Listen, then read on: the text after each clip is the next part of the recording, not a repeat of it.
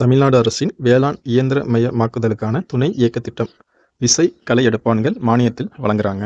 இந்த திட்டத்தின் மூலமாக விசை களை எடுப்பான்கள் மானியத்தில் வழங்கப்படுது.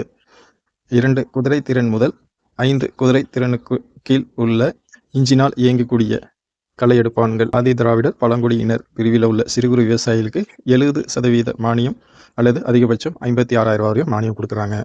ஆதி திராவிடர் பழங்குடியினர் அல்லாத சிறு குறு விவசாயிகளுக்கு 60% அல்லது அதிகபட்சம் 48,000 வரை மானியம் கொடுக்குறாங்க.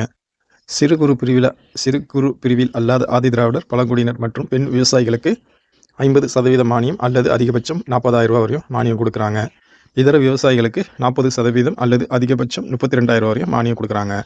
5 குதிரை திறன் முதல் 7.5 குதிரை திறனுக்கு கீழ் உள்ள இன்ஜினால் இயங்கக்கூடிய களை எடுப்பான்கள் 70% அல்லது அதிகபட்சமாக 1,05,000 வரை மானியம் கொடுக்கப்படுது. ஆதி திராவிடர் பழங்குடியினர் அல்லாத இதர பிரிவில் உள்ள சிறு குறு விவசாயிகளுக்கு 60% அல்லது அதிகபட்சமாக 90,000 வரையும் மானியம் கொடுக்கப்படுது.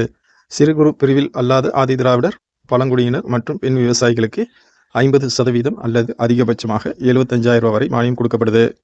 இதர விவசாயிகளுக்கு 40% அல்லது அதிகபட்சமாக 60,000 வரை மானியம் கொடுக்கப்படுது. 7.5 மற்றும் அதற்கு மேல் குதிரை திறன் உள்ள இன்ஜினால் இயங்கக்கூடிய களை எடுப்பான்கள் திராவிடர் பழங்குடியினர் பிரிவில் உள்ள சிறு குறு விவசாயிகளுக்கு 70% அல்லது அதிகபட்சமாக 1,19,000 வரை மானியம் கொடுக்கப்படுது.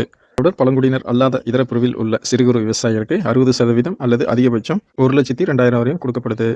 சிறு குறு பிரிவில் அல்லாத ஆதி திராவிடர் பழங்குடியினர் மற்றும் பெண் விவசாயிகளுக்கு 50% அல்லது அதிகபட்சமாக 85,000 ரூபாய் வரை மானியம் கொடுக்கப்படுது. இதர விவசாயிகளுக்கு 40% அல்லது அதிகபட்சமாக 68,000 வரை மானியம் கொடுக்கப்படுது. வேளாண் இயந்திர மயமாக்கலுக்கான துணை இயக்க திட்டத்தில் விவசாயிகள் பயன்பெற்றிருக்குங்க.